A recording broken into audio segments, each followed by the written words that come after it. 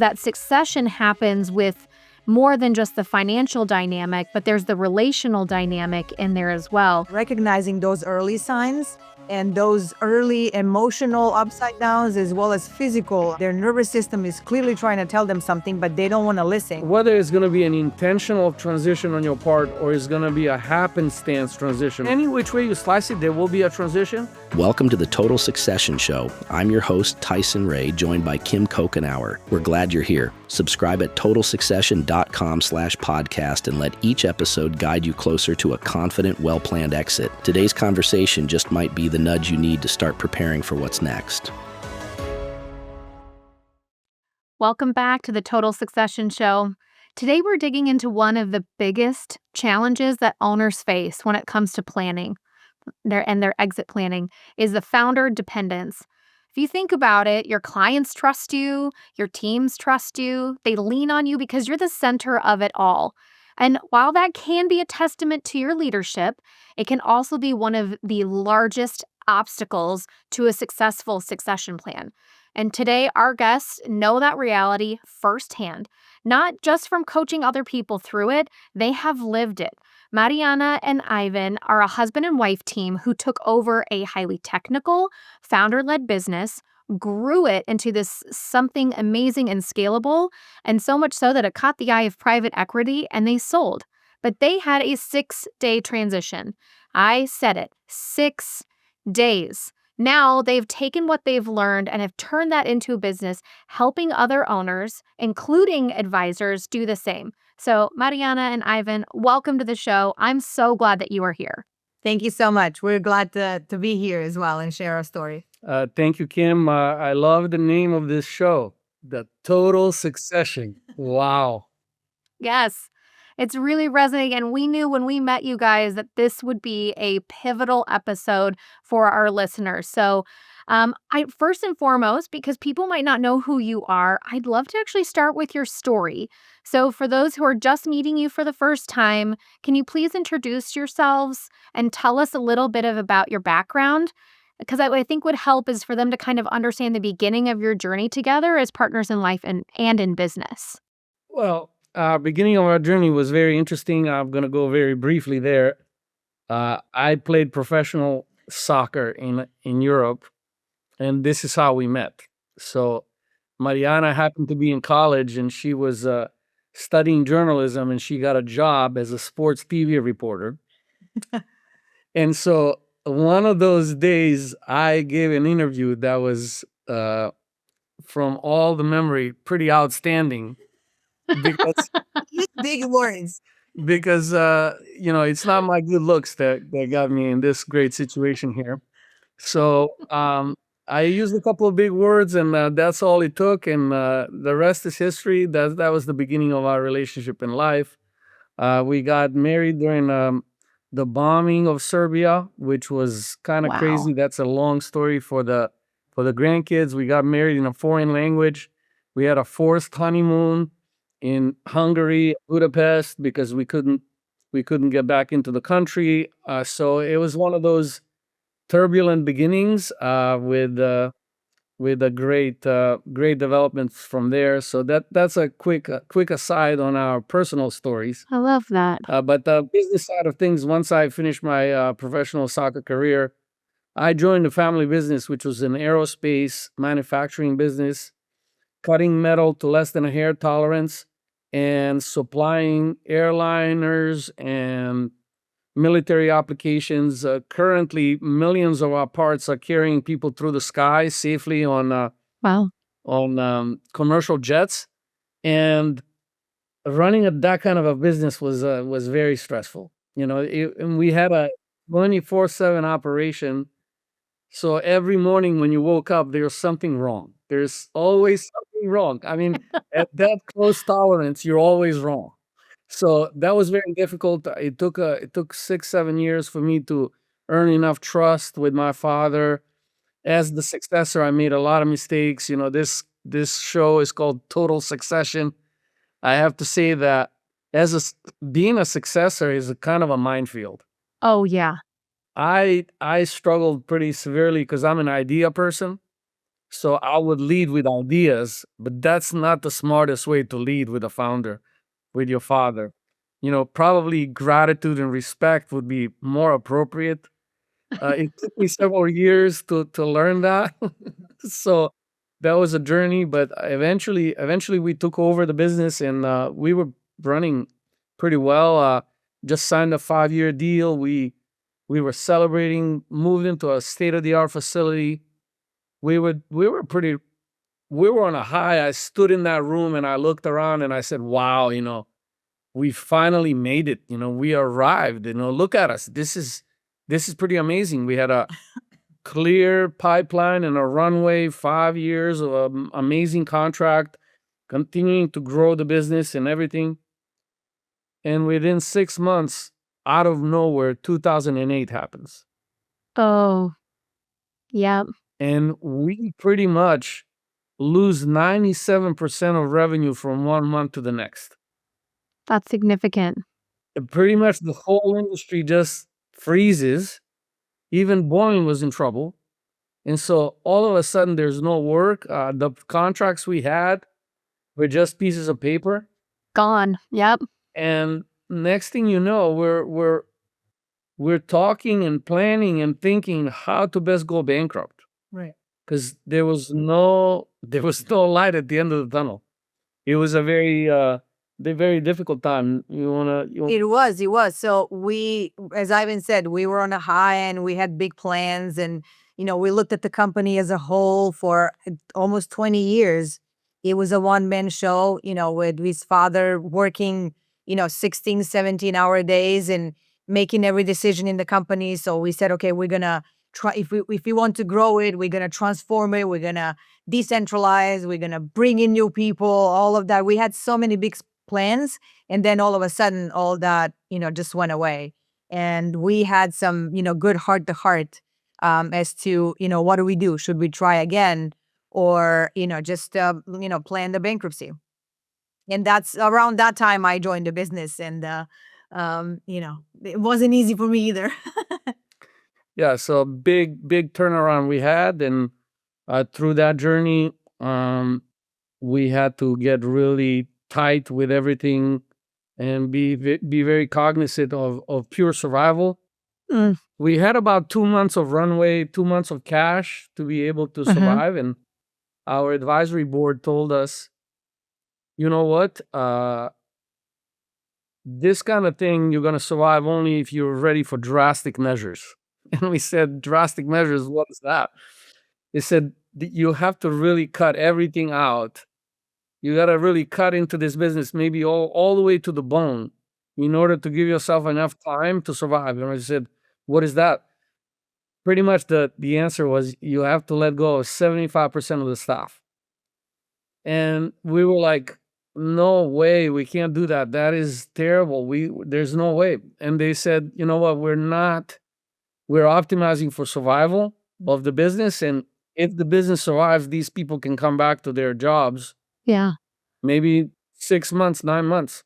And so we proceeded to make the cuts. It was excruciating. It was difficult. And those cuts gave us about 9 months of runway. Okay. So you went from 2 months to 9 months making those kinds of decisions. Yes. And so in month 7, we were down to the wire. In month 7, we got a little bit of traction with a new customer, and we were able to map out a way out of that situation. And then it took us quite a few years to then develop the business and bring in make the changes that were necessary for that 6-day exit. Eventually, it took 13 years. Okay.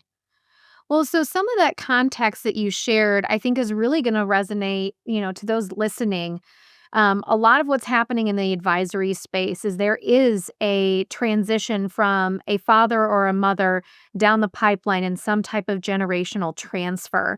And so that succession happens with more than just the financial dynamic, but there's the relational dynamic in there as well.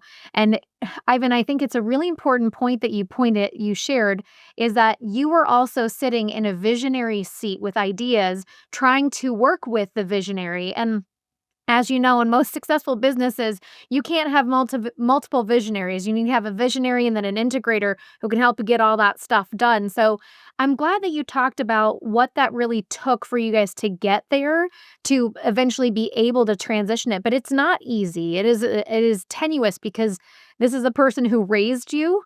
Right. And so you have to transition that dynamic over time. So thank you for highlighting that part because I think a lot of our listeners are really going to see themselves in that because they've either walked through it or they're getting ready to do that with their own child who's now in their office. Yes. Just a piece, the turning point for that relationship was one day after peeing against the wind for several years. I finally, out of nowhere came a question from my father. And I said, what would be the key things that we don't mess up? You know, if you were gone for a week, what would be those things at top of mind for you that we could not mess up? What are those things that have got to stay solid no matter what? And his eyes lit up. His eyes lit up. He was like, oh, well, look at this kid. This kid is He's thinking the kid, he can the do kid this. finally asking the right questions. Finally asking the right questions. And so that was the beginning. And when he gave me the things that were critical, I wrote them all down and I became the champion of those things. How can we get those things done without my father having to do the heavy lift? Yeah. And that was the beginning of the cultural turnaround as well as the turnaround of our relationship and me gaining more trust. Yeah. So that's kind of basically an early identification of the bottlenecks in the business came from the leadership team and you being able to partner well with your dad and actually learn well from him. But I'm sure, from what I know of you two, that was a good learning for you to figure out how you wanted to prevent continuous bottlenecks in this business. So whenever your exit was, you could be successful. Absolutely. Absolutely, yes. We realized that every time a person will come in that took too many responsibilities became a bottleneck.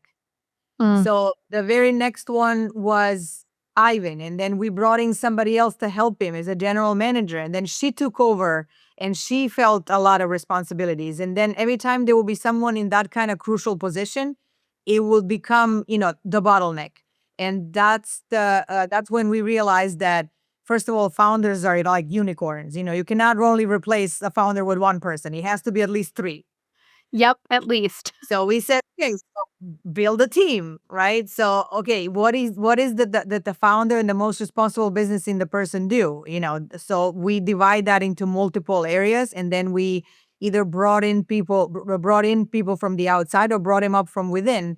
And then, that's how we made a team that was able to get rid of most of the, bottlenecks up until we tried to exit the first time.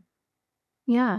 So, from a tactical standpoint, was that something that you as a leadership team identified that a team member had too many responsibilities, so they were a bottleneck in the business?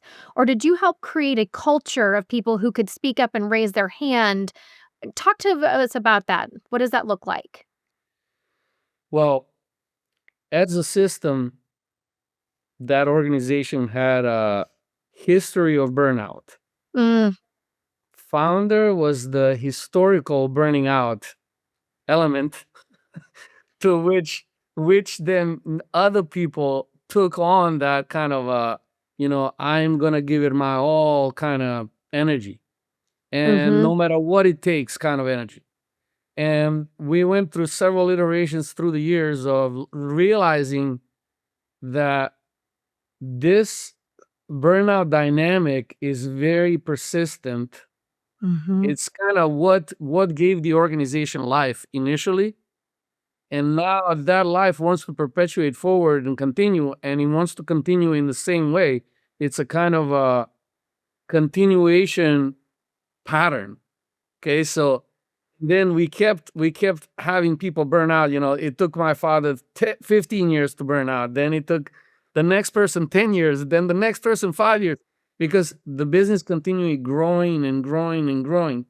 So once we quadrupled the business, I became my own bottleneck at that point, and I had to let go. So we have experienced both from the successor side, but also from the constraint side, what it feels like that and how it feels inside emotionally. So when we get into conversations between founders and successors, we really have a good sense of what it feels like on both sides. And we do a lot of translation for people when it comes to that. Eventually, we built a culture that was developed early signals of burnout. And we were watching that for the health of the organization very early. Mariana was my best hire ever. I brought her in as the chief culture officer. Big role. She was instrumental because in the aerospace industry, a bunch of grumpy men, minimal communication, maximum grumpiness. And it was a heck of a job. Mariana did an incredible job, to the point where at the close to our exit, we had 80% of our key leadership team be women, which was unheard of. Unheard of in that industry. And huge credit to Mariana. Thank you. Yeah. It's not like we set out to do that consciously, to say we are going to change the landscape of this industry by bringing, because I feel like if we did that, it would have been more difficult. It was just the flow. It was still very much by merit. It was still very much by women who are very much aware of the industry, who have worked in the industry, who know how to navigate, because it is something to navigate. It's not something that you come, and especially if it's a woman in a leadership role that it's higher than, other, leaders that are a bunch of, grumpy men. But, we had a joke, actually. One lady said, my boss used to tell me there's no crying in, aerospace machining. And, we were like, no, we can cry. If we need to, we'll cry. So that was actually one of the badges that we wore proudly. And, thanks to Ivan's vision and allowing us to, experiment and, build a team that was actually best for the job. And it just so happened that it was mostly women. Yeah. Well, and I think for those listening, they will resonate with some of the culture, because in the finance field, it is very predominantly men. And that the tide is turning, because there's a lot more in our industry that's shifting to the really great relationship focus that an advisor has with their client. And so they're finding that that is a great skill that a lot of women have when stepping into that seat, because they can connect with people, but they also have to have the licenses. They also have to have the credentialing. And so it's tapping into the resources that of both genders that really kind of bring a well-rounded atmosphere into kind of shifting the industry that you're trying to do. So clearly, you guys have walked this road from every single angle: successors, the bottlenecks yourselves, and then ultimately the founders. So as this full service, full circle experience really helps shape the powerful model that you took in your book of Shift Intelligence, I'd like to kind of talk about that. So you outline 3 major shifts in the book: organizational, marketplace, and inner world. So let's start with the first. So what is, for our listeners to understand, what is the organizational shift, and why is that foundational to understand? Usually, maybe Mariana can speak. When founders come to us, what is top of mind for them? So usually there is some kind of a crisis or a transition, either a contentious leadership transition, or maybe not as contentious, but, something that it's threatening to be. Or there's a crisis on their number 2 that they don't trust anymore, or, a litigation or something like that. They're realizing that there is something that is jeopardizing the safety of the business, and they need a solution. It's like a triage type of thing. And so when we come in, it is usually, so the founder's perception is that is the organizational problem, something that needs to be solved on the level of the organization. And that also comes from founders being very proud of what they built, very proud of what they have accomplished, and very proud of being right all the time. And there's usually never a problem with the founder because they would not be a founder if there were something faulty around them and about them. So when we come in, we're usually brought in to resolve a organizational issue, and that usually stems from lack of trust that was not built over time. Also, lack of division of responsibility, outsourcing, the founder outsourcing responsibility to their team. There are different things why that happens. And so when we looked at that, and credit to Ivan for, realizing all those shifts. That is why the organizational system, the organizational shift is first actually in the book, because it is easier to, as a founder, to read the book and say, oh, wow, yeah, that's right. There's a problem here, here, here, and here. Yeah, it's a kind of what is wrong out there in the organization, Yeah. and why can't they fix it? Why can't they work with it? What's wrong with them? What's going on? Can we get something worked out here? What is the organizational system that's gonna actually allow me to breathe again? That I brought this business from a startup all the way to this level, and I am still on the hook for everything. I'm still the one making all the decisions, and why can't these people, I'm paying them good money, why can't they work? Why can't they take the responsibility? While all that's going on, it's usually a very tight grip on control from the founder's perspective. So the people that are there are not really given enough space and authority to actually make those moves that they need to take the responsibility and authority. So in the relational side of things between the founder and their team, we've seen many times mature senior leadership teams really kind of taking a back seat and waiting for the founder to make all the decisions. The founder says that they want people to take over things, but they are really not ready emotionally to let the people actually do things. So in that kind of middle zone is where things really what is required is a lot of reframing and seeing it from a new perspective, telling a few stories on how other people got this done, how we got it done, understanding really what are they worried about when they check over people's shoulders, and when they do the quality control that only they know how to do. That's a lot of what happens in the organizational system shift. What we focus on is the team, the system, the communication, the responsibility, the authority, trust, transfer. Those are all the key focuses that we work on in the organizational shift. Well, and I think that's key. And I get why you guys call that. It's just like the foundational first step, because you're really meeting the business owner where it kind of validates some of the things that they're thinking and being like, well, why can't they own this? Why aren't they doing that? I'm the one who's always been doing that, because there's that break in that trust because they're not ready to let them do it.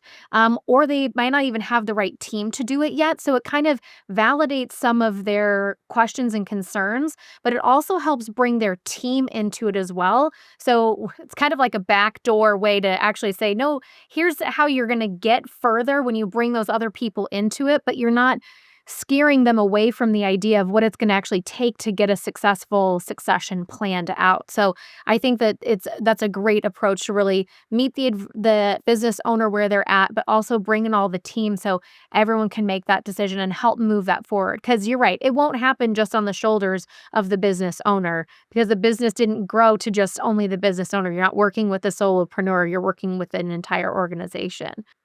So what I think is really actually very relevant to advice advisors, which is our listeners, is the marketplace shift. We're dealing with a lot of that in our industry right now. So, how do you help your business owners move from client trust, from the founder trust into the business? Like, how do you help them make that shift? Well, a lot of times when we talk to founders and, in terms of the marketplace shift, they would say, I'm the best salesperson here. All my clients trust me. They always look for me. I'm the one who always delivers. Yes, I have a team, but they don't always understand what the client needs.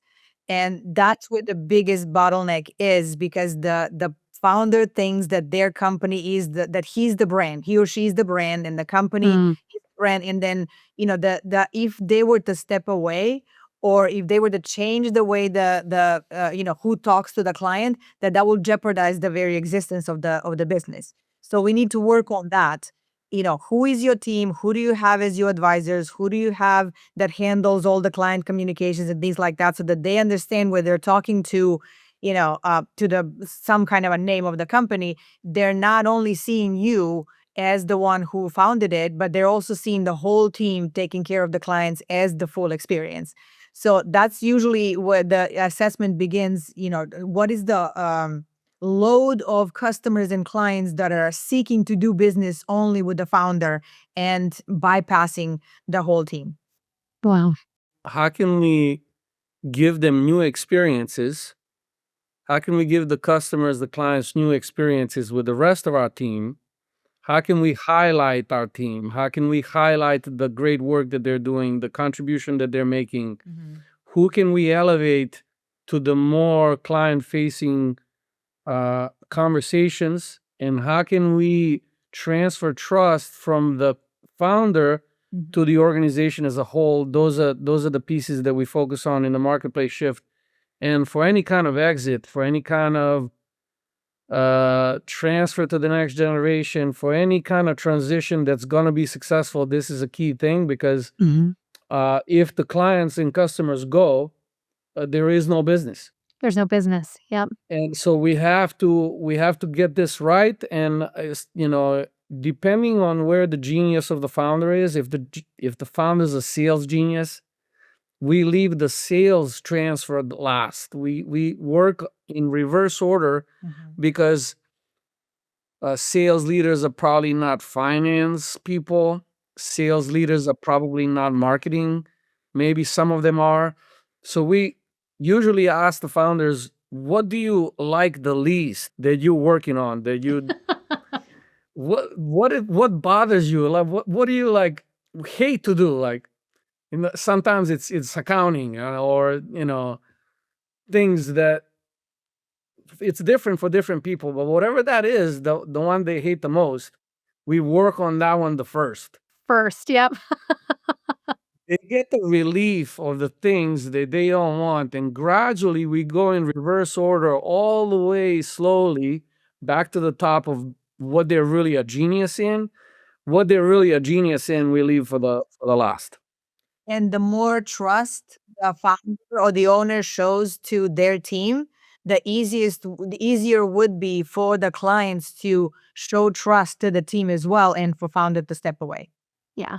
They're leading by example in that way and kind of sharing that with the client first. And so I love that you give the founder a easy win to kind of get some of those big pain points off, because that builds trust with you guys, so that as they get through this, they'll actually see the benefits of it. So one thing that I think that actually is going to be where I see most of advisors getting stuck is the inner world shift, because it's that emotional transition. And because a lot of their identity, a lot of their life has been tied into the ownership of this business, the building of that practice, and even like the systems that are in place, they're very tied into it emotionally. So I really kind of want to focus on that. So one of the things I think that would be helpful for people to really understand is maybe some of the stories, like what are some of the things that you have seen in those emotional patterns of founders who are struggling to let go? And I'm sure you've got some stories that you could share with us. Well, I can share a client example, a quick story. Great. a founder of 40 years of a commercial painting and flooring business come to us, and he said, I have my son is with me and we're working, but you know what? I'm really considering to shut this business down. And we were shocked. Shut it down. It's a good business, healthy business. Why would you shut it down?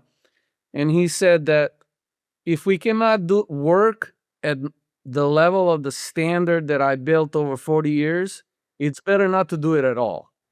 Wow. And you are my last call. This is it. If this doesn't work, this is it. I'm shutting it down. All while his son is present in the meeting. So it was very polarized, and we said, "Well, okay, let's go slow here." That was 3.5 years ago. That business is doing incredibly well. It tripled in size. It quadrupled in profit. The son is now earned his way into 40% of the business. The father doesn't want to leave. He doesn't want to leave anymore. He's enjoying the process. And we use the shift intelligence framework in that business slowly over time. We had to do a lot of relational work between the father and son. Well, there's obviously we're not, as resilient as we are as humans, we're not robots, and we have emotions and we go through ups and downs. Very And true. especially when we are responsible for other people, like families in our Mm. companies. And, a lot of times what we see is people facing challenges on the emotional and physical level when running a business and feeling burnt out, and they are kind of pushing that aside, thinking that they're strong enough that they can get over it, that yeah, I'm stressed out, I don't feel well, and but I'm still going to push forward because there's nobody else that can do that for me. I have to take care of my family, I have to take care of my employees. And then there were also some signs of troubled family life, in terms of the kids are kind of slowly peeling away from the owner of the company, whether that's a mother or father. They don't want to hang out with you as much. Your spouse is kind of, like, I know when we go on vacation, it's not a family time. It's like me with the family and he or she with the laptop and the phone. And then eventually that leads to challenges in a relationship and divorces and things like that. So where I think people really have trouble is recognizing those early signs and those early emotional upside downs as well as physical upside downs where their nervous system is clearly trying to tell them something, but they don't want to listen because they think that they're tougher than they appear or that they actually are. Wow.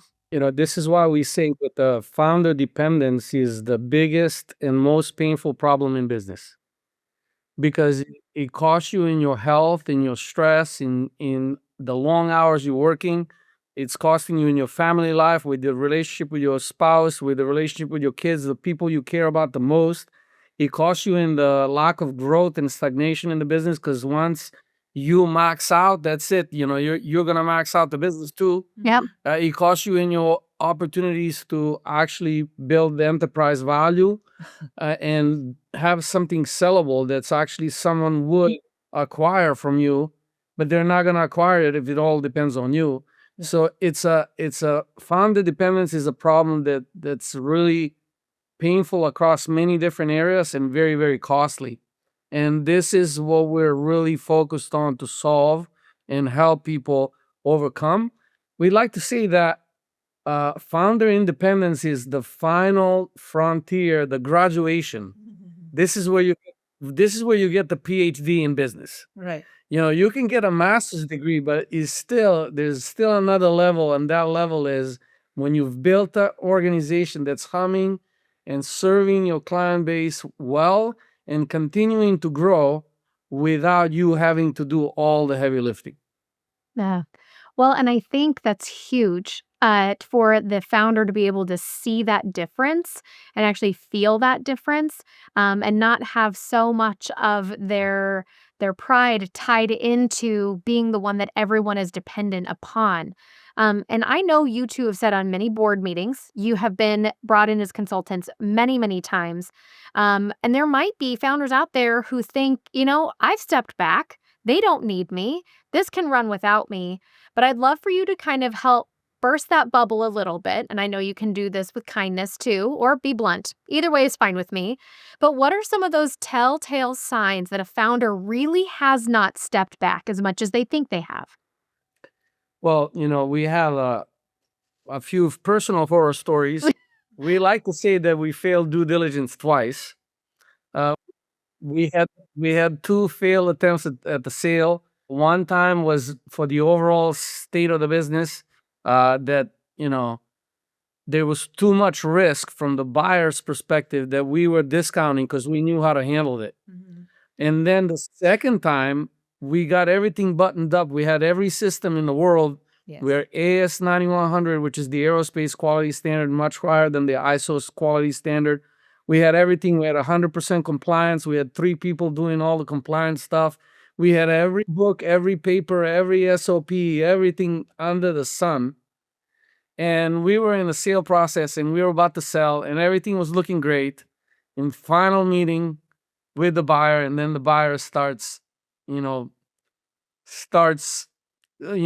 softening us up and trying to say, everything looks good, but we think that this business is too dependent on you. We think that this business can run very well when you're in it. But when you're not in it, I don't think that this business is going to struggle. You know what to do.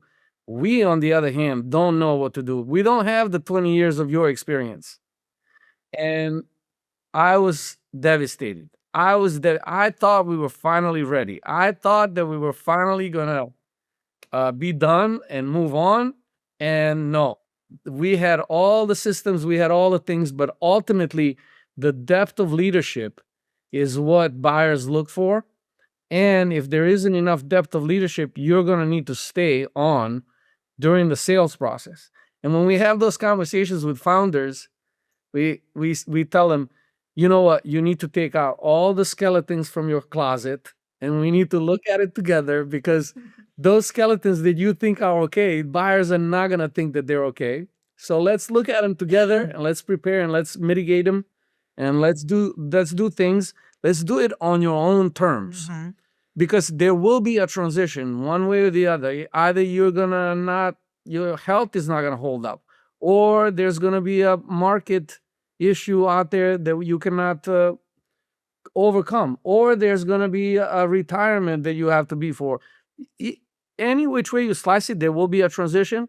It's just whether it's going to be an intentional transition on your part or it's going to be a happenstance transition on your part. Yep. So rather than sell your business and stay on for 3 years for someone else to tell you what to do, why don't you take 3 years and you address the founder dependence on your own terms and then sell like we did in a 6-day process? Yep. Well, and there's so many of them listening right now who would want to have a transition like that. But it came at the cost of addressing all of the skeletons in your closet, having those hard conversations, pulling your emotions out of it, and really do what's best for the business, because that's what really differentiated that company from being a legacy company to just being a family company. And so that's really good. And I'm kudos to you guys. And I'm glad that you're able to sit in a space of helping other business owners identify those things so they don't have to go through the potential sale and you think you're at the finish line and the buyer takes a hard right out of the scenario. So I think what I would like to make sure our listeners can walk away with today is kind of some of those tangible next steps. They might have really connected with the conversation we had around the organizational shift or the marketplace shift, or they're sitting there at that inner world shift and they're kind of wanting to take those next steps and kind of have that next conversation. I would love for you guys to share what is a good way for them to buy your book, to connect with you guys and kind of get some of these steps moving in this right direction if they're really wanting to connect with you further. Yes, definitely. Well, our book is on Amazon right now. It's called The Shift Intelligence, addressing the biggest the problem, which is the founder dependence. And it's available in Kindle and both printed. We are working on the audio version as well because I know that a lot of people are asking for that. So that will be the step number one. In it, there is also our information, the emails that they can reach us at mariana@shiftintelligence.co, and then Ivan also at shiftintelligence.co. And another really good thing in the book is the link for an assessment that the founders can take to kind of realize and see more clearly where are they in the process of the founder dependence. That's great. Well, thank you so much for being willing to share the link and the assessment with our listeners. We'll make sure that that's the show notes for everybody. And I think you hit on a really good point of making sure that we are not forced into making the decision on the succession of our business by something catastrophic. You didn't get to build a business by just stumbling into it, you planned. And so your succession needs to be planned too. So thank you so much, Mariana and Ivan, for sharing your experience today, your framework with us. It shows that you've really known what it means to let go and lead your company differently. And I'm just grateful to have you on the show. Thank you, Kim. You are a really great interviewer, and it was truly a pleasure to be with you and share with your audience. And you know how to get the best out of the guests for your audience sake. So love that. Thank you so much. Thank you. Oh, thank you both very much. And we'll be back soon with more conversations like this. These conversations are designed to support your next move, however close or far it may be. Tap subscribe and let each episode guide you closer to a confident, well-planned exit. I've wrestled with these things myself, and that's exactly why I created something to help you do it with less stress and more direction. My book, Total Succession, is now available on Amazon. Inside, I break the process down into 5 clear steps to help you exit on your terms with confidence, full compensation, and your client's best interests at heart. You can also visit totalsuccession.com/podcast to download a free starter guide that walks you through my SPACE framework: see, prepare, act, commit, exit. Remember, you only exit your business once. Create the space to do it well. Thanks for listening. Until next time.